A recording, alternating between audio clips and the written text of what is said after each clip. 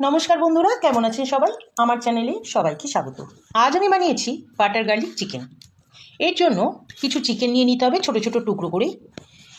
এবার চিকেনের মধ্যে পরিমাণ মতো নুন ও গোলমরিচ খুব ভালোভাবে মিশিয়ে নিয়ে চাপা দিয়ে 10 মিনিটের জন্য রেস্টে দিতে হবে। এবার আলাদা একটি পাত্রে 2 চামচ মতো ময়দা নিয়ে নিতে হবে।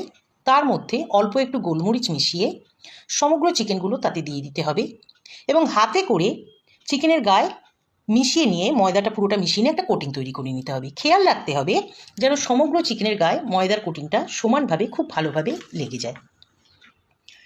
এবার ফ্রাইং প্যানে একটু সাদা তেল দিয়ে তেলটা খুব ভালো মতো গরম হয়ে গেলে 1 বাই 1 চিকেনগুলো তাতে ভাজার জন্য দিয়ে দিতে হবে।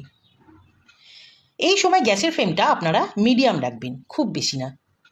এবার সমগ্র চিকেনগুলো যখন এরকম গোল্ডেন কালার হয়ে যাবে তখন চিকেনগুলো আপনারা তুলে নিতে পারেন।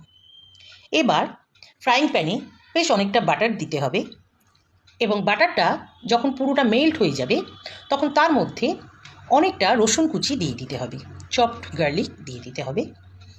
এই রেসিপিটা যেহেতু বাটার গার্লিক চিকেন, তাই এখানে বাটার এবং গার্লিকের পরিমাণটা একটু বেশি হবে।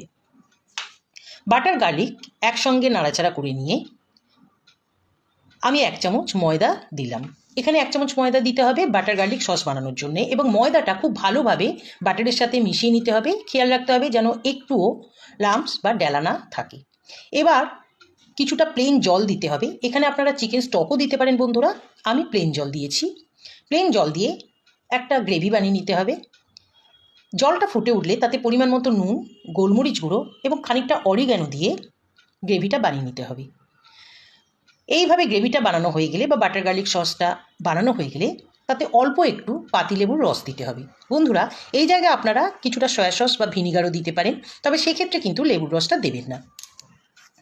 এবার এর মধ্যে ভেজে রাখা চিকেনের টুকরোগুলো দিয়ে খুব ভালোভাবে মিশিয়ে নিতে হবে। পুরোটা বাটার গার্লিক সসের সাথে চিকেনগুলো মিশিয়ে নিয়ে চাপা দিতে হবে মাত্র 5 মিনিটের জন্য, যাতে চিকেনগুলো নরম হয়ে যায়। ব্যাস হয়ে গেল। এরপরে ওপর থেকে বেশ খানিকটা বাটার দিয়ে বাটারটা পুরোটা মিশিয়ে নিয়ে নামিয়ে নিতে হবে। ব্যাস হয়ে গেল আমার বাটার গার্লিক চিকেন। কেমন লাগলো বন্ধুরা? অবশ্যই আপনাদের সুচিন্তিত মতামত আমাকে দেবেন।